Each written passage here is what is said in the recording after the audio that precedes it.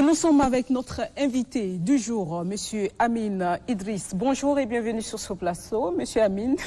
Bonjour. Bonjour à tous les deux et merci de m'inviter sur le plateau de l'Alekou. D'accord. Alors, on va parler un peu. Vous êtes analyste économique et politique. Vous avez assisté la semaine dernière, on va dire, à 2 assises internationales, conférence sur le commerce et le développement à Tunis et le forum aussi sur l'eau. Expliquez-nous les objectifs de ces 2 assises. D'abord, Tunis, c'était pas forcément sur le commerce, c'était le TICAD. TICAD, c'est le Tokyo International Cooperation and for Africa Development. Donc c'est le forum, ou plutôt, si vous voulez, c'est la conférence internationale de Tokyo pour le développement de l'Afrique, le TICAD qui existe depuis plusieurs décennies. Tout à fait. Et qui consiste surtout à améliorer la coopération autour du développement de l'Afrique entre les pays africains et le Japon, d'une part. Ça, c'est... Et puis ensuite, de l'autre, raffermir les relations entre ce continent et le Japon pour pouvoir mieux peser sur les affaires du monde. Et donc, moi j'étais là-bas dans le cadre de mes fonctions officielles où je travaille. Tout à fait. Donc, à l'agence de développement de l'Union africaine. Forcément, nous avons discuté d'une part de la position commune de notre agence vis-à-vis du TICAD, donc la nouvelle TICAD qui doit pouvoir commencer à partir de cette année pour les 4 prochaines années, d'une part, et puis nous avons aussi apporté notre soutien technique aux États qui le souhaitaient. Alors quel est l'avantage ou quel est l'intérêt pour le Tchad? Je crois qu'il y a 2 intérêts pour le Tchad. Le premier, c'est surtout, j'ai vu le ministre de l'économie qui était sur place là-bas et qui a fait une très belle intervention par ailleurs, c'est de ramener le Tchad dans le processus du TICAD. Parce que pendant longtemps, je crois, le Tchad n'a pas véritablement tiré un avantage concret et spécifique de ce processus du TICAD. Comme vous le savez, la coopération japonaise qui opère à travers la JICA, donc qui est l'agence japonaise pour la coopération et le développement, ne fonctionne pas tout à fait au Tchad. Et donc pour le Tchad, prendre part à ce forum permet donc de réintégrer, surtout puis de relancer éventuellement une coopération technique et du développement avec le Japon. Ça, c'est un. Et puis, le deuxième avantage, ça a été l'opportunité aussi pour les officiels tchadiens de rappeler que notre pays est en transition et donc compte sur le soutien financier, technique, sur les conseils, sur l'amitié de tous les pays africains et d'ailleurs pour pouvoir accompagner cette transition. D'accord. Donc ça, c'est pour la TICAD. Maintenant, il y a le forum de l'eau. Le forum de l'eau, c'est à Stockholm. Aussi, dans le cadre de mes fonctions, c'est le forum mondial de l'eau. Pour 2 choses, en fait. Cette fois-ci, ce forum, nous sommes partis avec mes collègues pour pouvoir parler surtout d'un outil que nous avons développé dans le cadre de notre agence, qui est un outil de suivi des financements et des investissements dans le secteur de l'eau en Afrique. Comme vous le savez, quand il s'agit de l'eau, malheureusement, il y a beaucoup de paroles en Afrique et ailleurs, et il y a très peu de choses qui sont faites. Nous avons donc décidé de créer un outil technique qui permet de suivre les investissements d'une part, mais aussi d'aider à la préparation des projets d'investissement dans le secteur de l'eau de l'autre. Alors quel est l'intérêt du Tchad? Vous savez, il y a 2 intérêts majeurs pour le Tchad. Le premier intérêt, ça a été pour nous, dans le cadre des échanges que nous avons eus avec des partenaires, mais aussi avec de potentiels investisseurs, de ramener la question du lac Tchad autour justement de la table, d'une part. Pourquoi la question du lac Tchad est importante? Tout le monde parle en fait d'augmenter le débit, par exemple, des deux fleuves Chari et Logone à travers l'Oubangui pour pouvoir renflouer le lac Tchad. C'était un gros projet à travers surtout le barrage de Bria en Centrafrique, sur la frontière centrafricaine et congolaise, par exemple. Construire un barrage qui devrait aussi faire monter les eaux de l'Oubangui par gravité, les connecter à une autre rivière secondaire pour pouvoir ensuite les connecter avec le Chari. C'est un projet, je pense, pharaonique qui demande énormément d'argent et qui prendra beaucoup de temps pour pouvoir être lancé. Moi, ce que j'avais suggéré ici au gouvernement, aux officiels, c'est de penser à un projet beaucoup plus simplifié qui est celui du désensablement du Chari et du Logone pour pouvoir, premièrement, créer des voies de navigation. Donc, et vous pensez que c'est la solution au problème, M. Amin? Techniquement, c'est beaucoup plus facile, beaucoup plus rapide à faire. Ça a un avantage sur le plan économique, sur le plan écologique, sur le plan aussi du désenclavement et du transport, d'une part. Et puis ça aura aussi l'avantage, vu qu'il y a une augmentation de la pluviométrie, et tous les spécialistes disent qu'il va y avoir une augmentation de la pluviométrie, de plus en plus, ça peut éventuellement non pas résoudre le problème complètement, mais apporter un début de solution. Et puis d'autre part, il y a aussi des études qui montrent que le principal problème du lac Tchad, c'est surtout l'ensablement. Et donc désensabler les deux fleuves et puis éventuellement commencer un projet de désensablement du lac lui-même pourrait être une solution. Il y a un autre problème, ou plutôt un autre avantage. Non seulement c'est court, ça ne demande pas des investissements aussi massifs, ça peut créer des emplois, des milliers d'emplois. Ça peut aussi permettre de créer un écosystème d'irrigation pour les cultures. Donc ça peut résoudre en partie le problème de la sécurité alimentaire de l'autre. Et puis, d'une certaine manière, ça peut aussi permettre de créer un tourisme intérieur à l'intérieur du Tchad et désenclaver des régions qui sont complètement fermées pendant la saison de pluie, comme le Salamat, en connectant justement le Chari, par exemple, avec le bar Azoum. Techniquement, c'est pas très compliqué. Financièrement, c'est un projet qui est facile à structurer. Enfin, facile, c'est pas si facile, mais nous, on s'occupe de ce genre. On a un mécanisme chez nous qui s'appelle SDM, qui permet justement de structurer ce genre de projet et puis de travailler avec le gouvernement pour les phases de préparation et puis les phases de bouclage financier et éventuellement amener ce projet à un niveau de bancabilité pour qu'il puisse être présenté à des investisseurs. D'accord. On va aller très rapidement. Mais quel est l'impact de la mise en œuvre de ces résolutions pour le Tchad?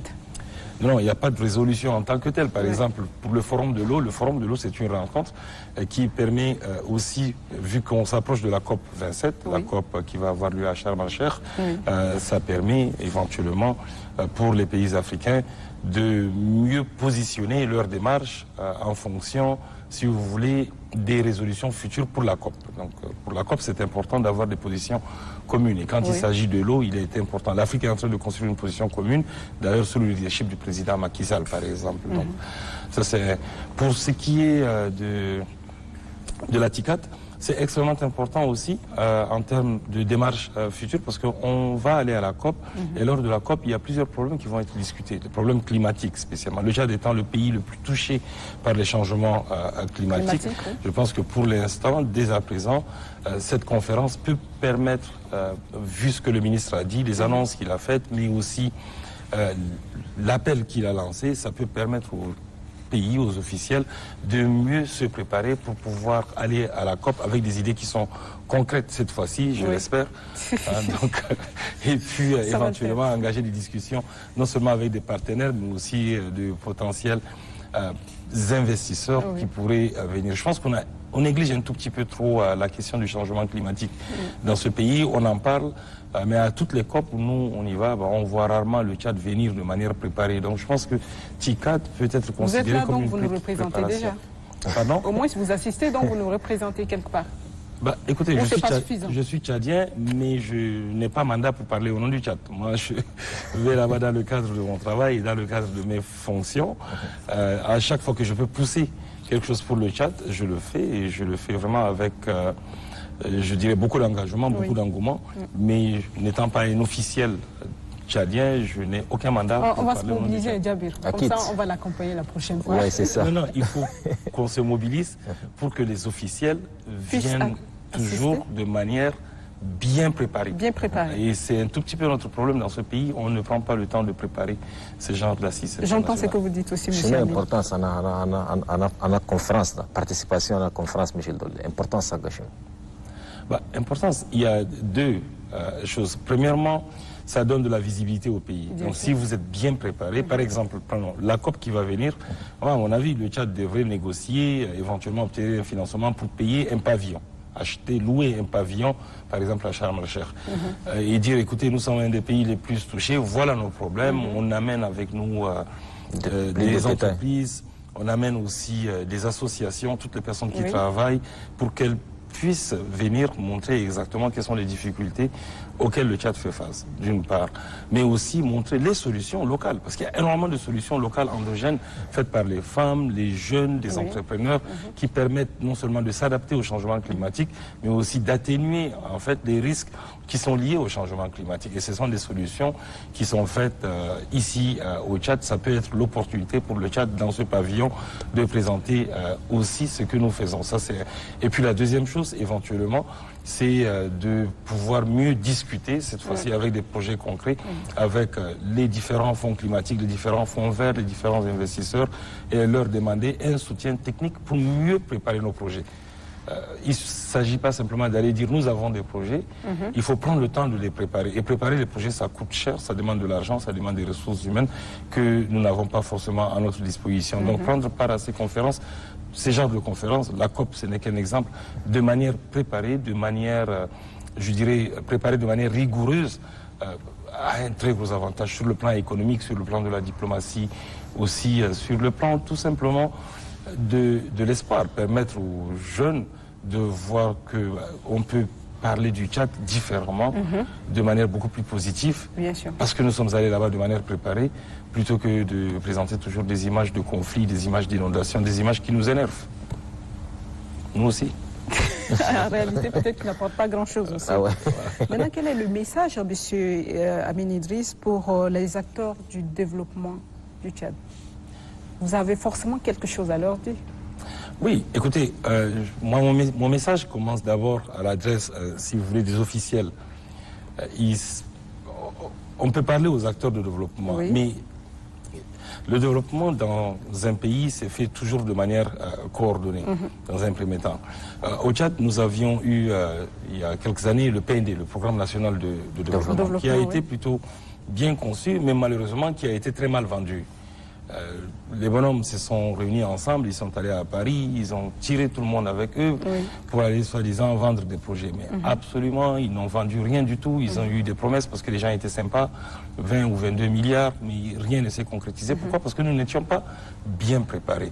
Et donc, le message que moi j'adresse, c'est surtout aux officiels pour dire, écoutez, les questions de développement sont des questions qui sont des questions de vie ou de mort pour le Tchad. Et donc, on doit les prendre avec beaucoup de sérieux.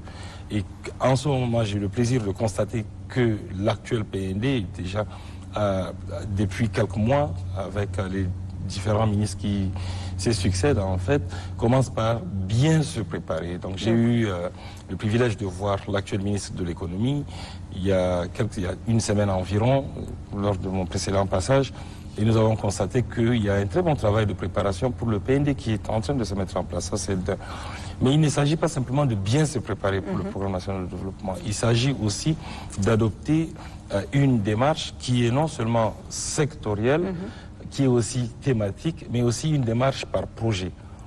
Et ça, c'est important.